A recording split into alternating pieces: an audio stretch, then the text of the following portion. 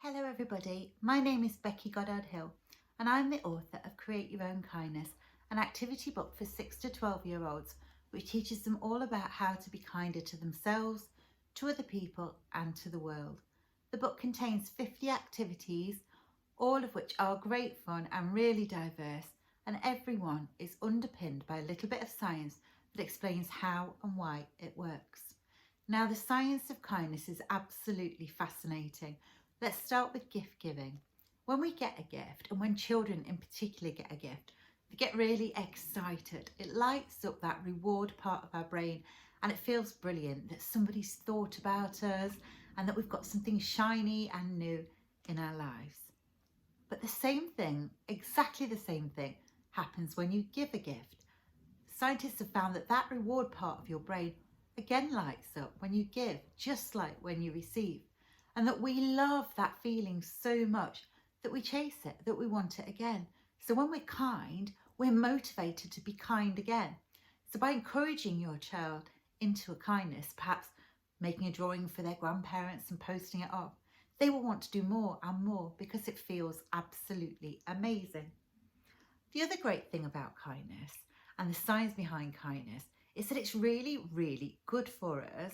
Research of volunteers has found that they are 40% more likely to be in good health than other people their age. And that's believed to be because in focusing on other people and doing service to other people, they're not stuck with their own worries and troubles, and that they give their brain a chance to rest from that.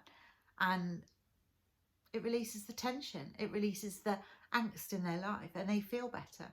And the same goes for our kids. If they're caught up in stuff that's going on for them and we encourage them to do something kind for somebody else, they get a rest from their own worries and they feel better and they can let that tension go and it makes them feel well. So kindness is really good for you, as well as making you feel brilliant.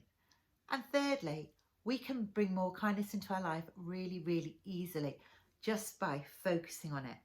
Our brain contains something called the reticular activating system, or RAS, and it's a filter. We cannot take in all the information around us. I couldn't possibly look at every single book in the background here and tell you what they were. It's just not possible. My brain would be overwhelmed. But what we do is notice things that are important to us or current. If I was wearing a yellow t-shirt, I would spot other people wearing yellow. If someone called my name in a crowd, even though lots of people were shouting different things, I would pick up on it because that's something that's important to my mind. So if you're reading books about kindness like this one, or you're talking regularly with your child about kindness and people who've been kind and kind stories, or you're reading fiction about kindness, then they are more likely to notice it because it's become more important in their brain. And the more they notice it, the more they notice it, because that's how it works. You know, I remember being pregnant and I would see pregnant women everywhere, whereas before I never noticed it. So focus on kindness with your kid. Give it some energy and they will start to notice it. And automatically there'll be more kindness in their life and they will feel happier. It's just very, very simple science, but it's really powerful. And what it means is we can create our own kindness anytime we like by noticing kindness, by volunteering, and by giving gifts. We don't have to wait at any point for anyone else to bring it to us. I hope you've enjoyed looking at this science of kindness.